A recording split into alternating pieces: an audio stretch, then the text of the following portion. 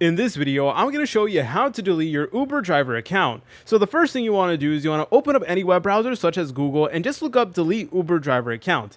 And then we need to go ahead and locate this article from the official help.uber.com website. And basically, it is going to walk you through the entire process. So keep in mind that if you decide to delete your account, all of your Uber profiles, including your rider and Uber Eats profiles, will be permanently deleted. And also, if you're trying to do this because you want to drive in a new city, then you need to go ahead and select on the drive in a new city option instead of deleting your Uber driver account. So again, it really does depend on your individual circumstance. So if you're driving in a new city, go ahead and click on drive in a new city article. But if you're actually trying to delete your Uber driver account, then go ahead and press over here where it does say here.